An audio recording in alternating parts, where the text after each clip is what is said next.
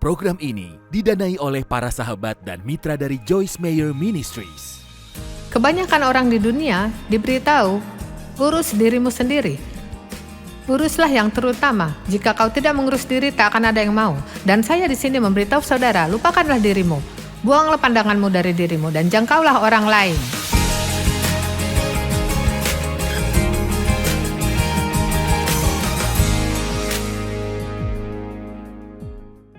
Kecuali kita rela mati untuk diri sendiri, kita hidup terisolasi, hidup kesepian, sangat sedikit orang yang memanggil kita teman, dan saat kita tiada tak akan ada yang sungguh peduli saat kita sudah tiada. Kita sudah berkelana dalam hidup dan dunia tidak lebih baik karena kita ada. Kutanya dirimu, apa yang saudara tinggalkan di dunia ini sebagai warisan?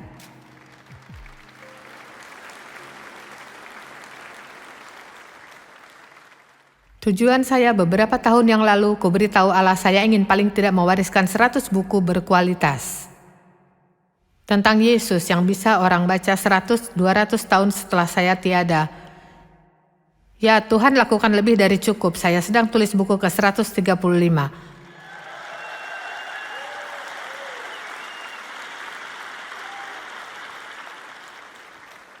Saudara harus berperang melawan keegoisan. Saudara putuskan sekarang, saya menolak untuk hidup sebagai orang yang egois. Saya tak akan melakukannya. Dan satu-satunya cara menaklukkan egois dan serakah adalah dengan memberi dan memberkati orang secara agresif.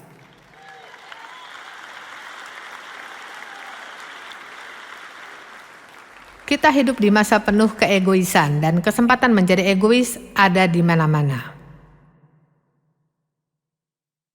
2 Timotius 3 ayat 1 dan 2. Ketahuilah bahwa pada hari-hari terakhir akan datang muncul masa yang sukar, sulit dihadapi dan ditanggung.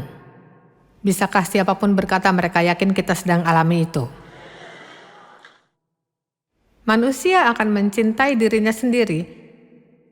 Jadi ini memberitahu mengapa kita di masa sulit, manusia akan benar-benar mencintai dirinya sendiri dan menjadi hamba uang serakah. Mereka akan membual dan menyombongkan diri, mereka akan menjadi pemfitnah, menghujat, mengejek, mereka akan berontak terhadap orang tua dan tidak tahu berterima kasih, tidak mempedulikan agama. Ini hari-hari yang kita jalani sekarang, betapa ini kesempatan untuk bersinar. Ini adalah waktu yang terbaik untuk nyalakan terang. Karena sungguh gelap di luar sana, sehingga orang mencari, orang putus asa. Kenapa begitu banyak orang yang bunuh diri? Menurutmu mengapa banyak orang begitu marah, sehingga mereka meledak-ledak tiap saat? Mereka tahu ada yang salah di dunia, dan mereka bahkan tidak tahu apakah itu. Saya tidak tahu apakah saudara sadar seberapa berharganya yang saya katakan hari ini. Kebanyakan orang di dunia diberitahu, urus dirimu sendiri. Uruslah yang terutama. Jika kau tidak mengurus diri, tak akan ada yang mau. Dan saya di sini memberitahu saudara, lupakanlah dirimu. Buanglah pandanganmu dari dirimu dan jangkaulah orang lain.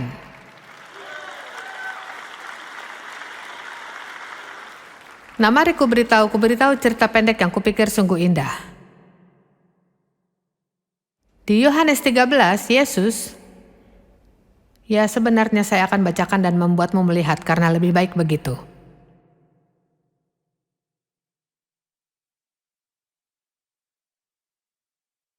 Jariku kering, saya tidak. Bukan karena di sini kering. Kupikir pertanyaanku adalah, sudahkah saudara mencuci kaki sesama? Yohanes 13, 17 ayat, mari kita lihat jika saudara bisa fokus lama. Sementara itu sebelum hari raya Paskah mulai, Yesus telah tahu bahwa saatnya sudah tiba untuk beralih dari dunia ini kepada Bapa. Ia senantiasa mengasihi murid-muridnya, demikianlah sekarang ia mengasihi mereka sampai kepada kesudahannya. Nah, ia tahu ia siap pergi dan ia ingin tinggalkan mereka teladan terbaik untuk diikuti. Dipraktekkan sepanjang mereka hidup. Mereka sedang makan bersama dan iblis telah membisikkan rencana dalam hati Yudas Iskariot anak Simon untuk mengkhianati dia. Yesus tahu, saya suka ini, Yesus tahu bahwa Bapaknya telah menyerahkan segala sesuatu kepadanya. Ia tahu ia tak harus lakukan apa yang sedang ia persiapkan. Ia Raja segala Raja, Tuhan segala Tuhan, seluruh kuasa miliknya. Tapi lihat, kuasa nyata bisa melayani.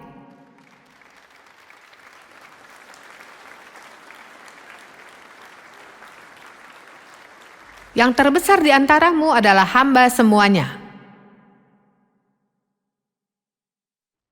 Kita paham kebalikannya. Lihat, dunia berpikir menjadi hamba adalah posisi rendah.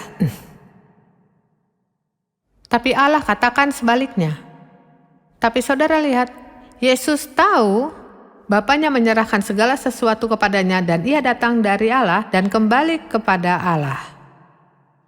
Ia tahu bahwa ia hanya di sini sementara saja dengan tujuan.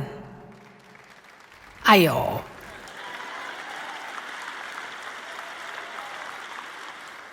Saudara lahir karena adalah kehendak Allah, saudara lahir. Dan jika saudara percaya Kristus, saudara tahu kemana akan pergi saat hidupmu berakhir. Jadi saudara apa? Hanya lewat. Ini bukan rumahmu. Saudara hanya lewat. Allah punya tujuan buatmu. Saya suka itu. Yesus tahu dari mana ia datang dan tahu akan kemana. Ia akan melepaskan jubahnya dan memakai baju hamba dan berlutut, tunduk ke lantai di hadapan para murid, dan mulai mencuci kaki mereka yang kotor dan bau. Maafkan saya, tapi saya tak banyak lihat pria berkaki imut.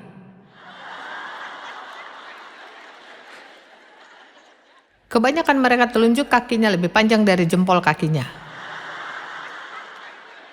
Saya tahu punya Dave tampak seperti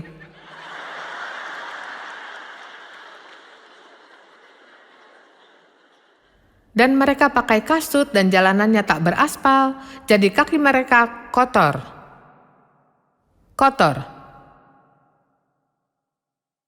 Dan ia cuci kaki mereka.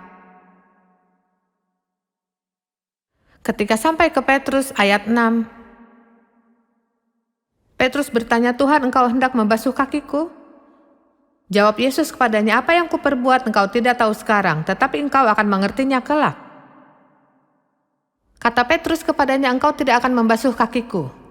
Dan dengarkan ini, jawab Yesus, jikalau aku tidak membasuh engkau, engkau tidak mendapat bagian dalam aku. Nah, jangan kita menganggapnya terlalu rohani yang ia katakan, kecuali kita melayani sesama kita. Maka tak akan ada hubungan yang nyata. Kau tak akan jadi bagianku dan aku tak akan jadi bagianmu. Saya berpikir apakah siapapun di dunia siap memiliki hubungan nyata, di mana saudara merelakan hidup bagi sesama. Dan saudara menganggap, melayani, dan melakukan hal yang dianggap tugas murahan. Saya menonton program TV saya belum lama. Sebenarnya saya belajar sendiri. Dan saya bicara tentang suatu pagi di mana saya merasa seperti, dan saudara tahu pagi seperti,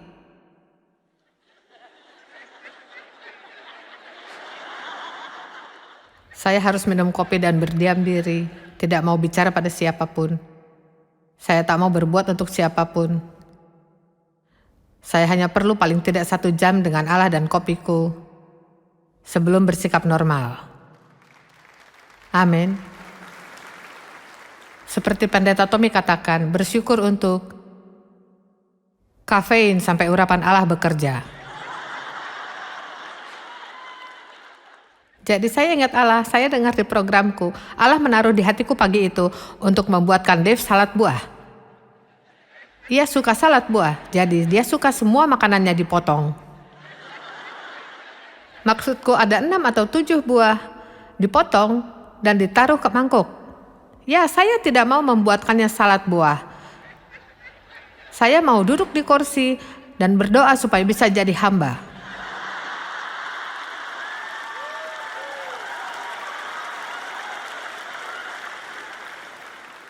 Saya ingin duduk di kursi dan berdoa tentang jalan dalam kasih.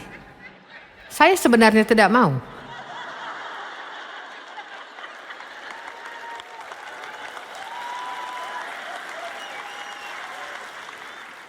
Satu malam di Florida, Dave dan saya dalam perjalanan ke gereja karena saya membawakan khotbah di sana. Dan saya tak tahu apa yang saya khotbahkan, tapi mungkin tentang topik hari ini. Dan kita berhenti karena ada kereta. Jadi itu sudah membuatku gelisah karena saya tak suka terlambat untuk ibadah. Jadi, karena di situ ada kemacetan, Dave memutuskan mengizinkan semua orang mengantri. Dan kataku, Dave, tidak ada waktu untuk baik hati.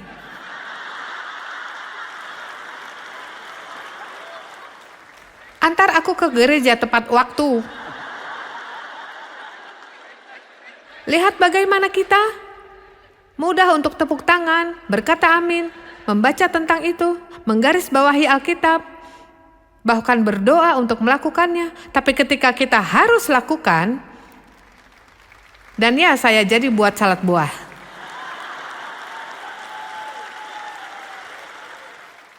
Tapi sambil protes.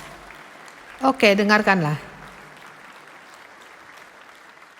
Jadi ia beritahu, aku telah memberikan suatu teladan, supaya kamu juga berbuat sama seperti yang kuperbuat. Dan saya suka ayat 17.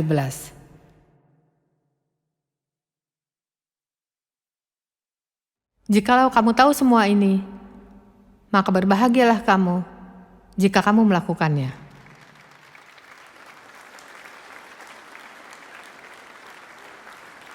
Mencuci kaki adalah hal yang penting. Dan ketika saya bahas mencuci kaki, saya membahas hal yang tampaknya pekerjaan kasar bagi kita. Jadi, saya ingin ceritakan hal yang kupikir cukup indah dan kuharap saudara bisa pahami ini. Asistenku, yang sedang tak di sini karena dia ada di kamar hotel saat saya khotbah, mengemasi barang-barangku supaya saya bisa masukkan ke mobil dan bawa ke rumah. Jadi, ia asisten administrasiku, jadi dia punya posisi yang tinggi dalam pelayanan. Dan katanya, ia sedang berdoa suatu hari dan Allah berkata, siap-siap dipromosi.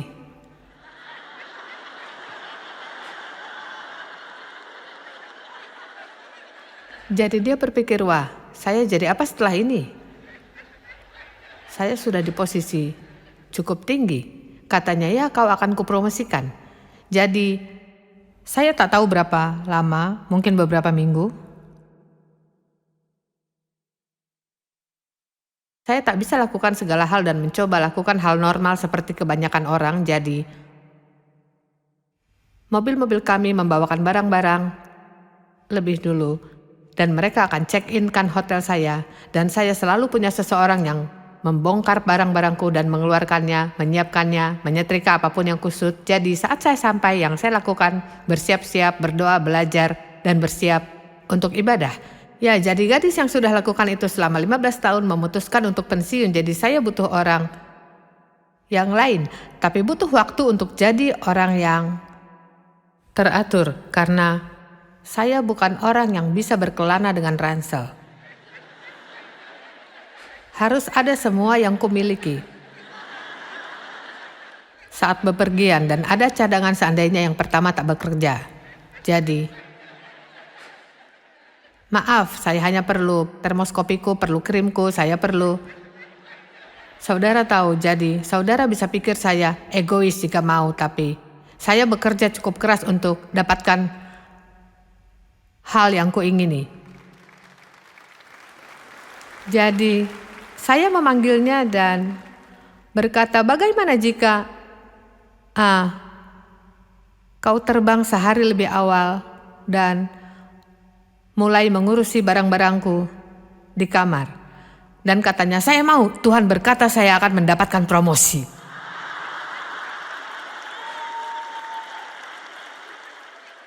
Nah, saya berpikir, bagaimana bisa itu promosi?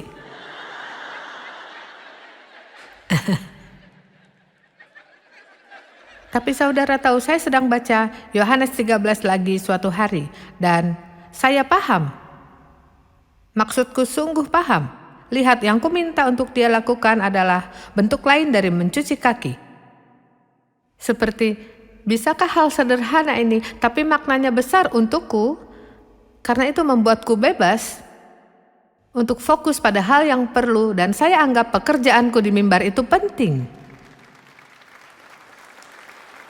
Saya tak pernah muncul khotbah tanpa persiapan. Saya tak pernah memutuskan, ya aku pikir saya akan datang dan katakan sesuatu. Mungkin tak selalu sesuai dengan yang kusiapkan, tapi paling tidak saya siap. Dan saya paham, suatu hari rasanya seperti akhirnya aku paham. Di mata Allah, itulah promosi. Ayo, pahamilah ini.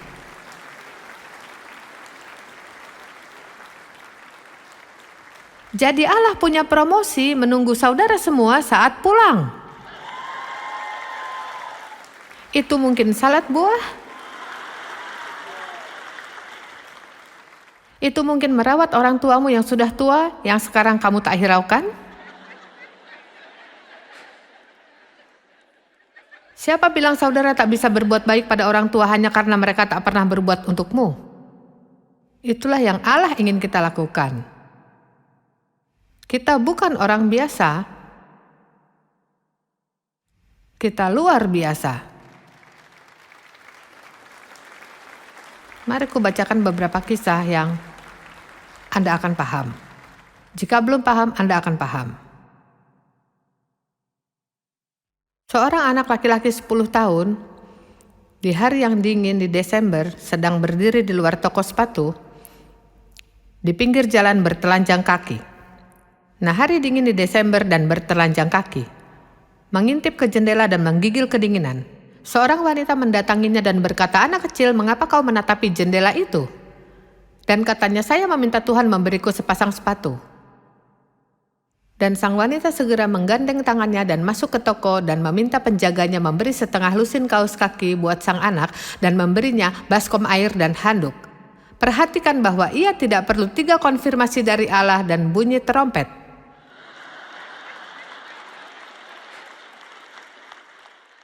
Ia melihat kebutuhan dan ia langsung sibuk memenuhi kebutuhan itu.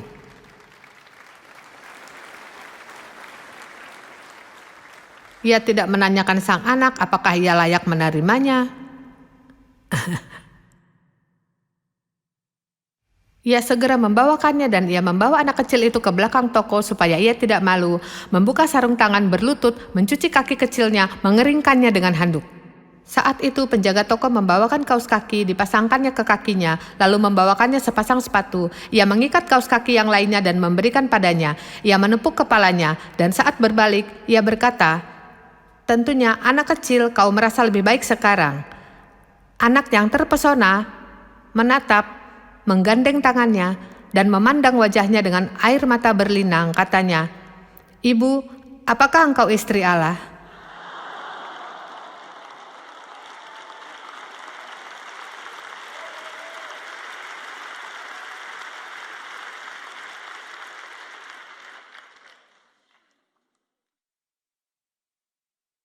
Kisah Teddy Stallard. Ted Stallard tidak diragukan lagi terbilang orang miskin. Ia gagal di sekolah dan penampilannya sembrono. Tanpa ekspresi, tidak atraktif. Bahkan gurunya Ibu Thompson tampak senang menggunakan pena merahnya ketika menggoreskan X di samping jawaban salahnya. Jika saja ia mau mempelajari masa lalu Ted lebih baik karena isinya begini. Kelas 1, Ted menunjukkan prestasi dan sikap baik, tapi situasi rumah yang buruk. Kelas 2, Ted bisa lebih baik. Ibunya sakit keras, keadaan rumah tak membantu. Kelas 3, Ted anak baik, terlalu serius, ia lambat belajar, ibunya baru meninggal. Kelas 4, Ted sangat lambat tapi bersikap baik, ayahnya tidak memperhatikannya sama sekali. Natal tiba, anak-anak menumpukan kado di meja gurunya dan Ted juga bawa. Dibungkus dengan kertas coklat dan ditempel dengan selotip bening.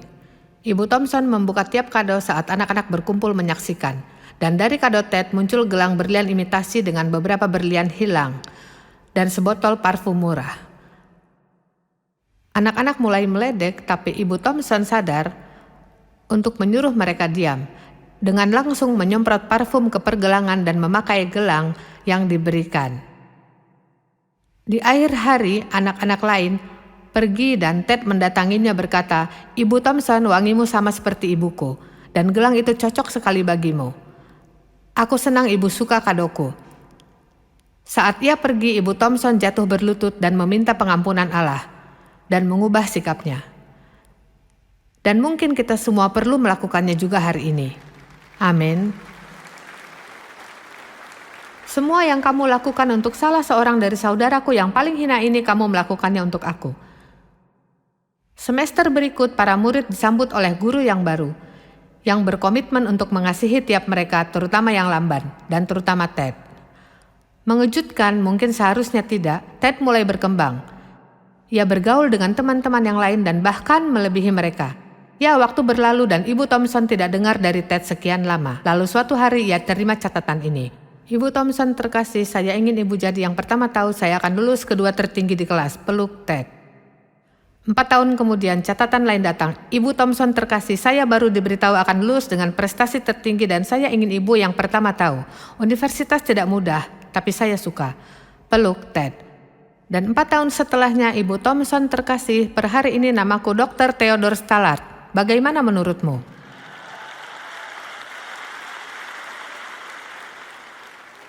"Saya ingin ibu yang pertama tahu saya akan menikah bulan depan tanggal 17 tepatnya. Dan saya ingin ibu hadir dan duduk di tempat yang seharusnya untuk ibuku jika ia hidup. Ibu satu-satunya keluargaku sekarang karena ayah sudah tiada." Ibu Thompson menghadiri pernikahannya dan duduk di kursi yang seharusnya untuk Ibu Ted. Belas kasihan yang ia tunjukkan bagi anak muda ini memberinya kehormatan itu. Amin.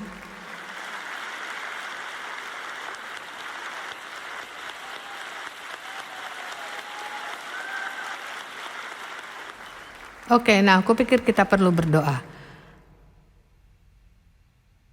Bapa, saya tahu banyak dari kami di sini hari ini telah bersalah dan kami sadar untuk memperlakukan orang lebih baik. Kami perlu hargai mereka dan sadari bahwa banyak orang di dunia sedang menderita.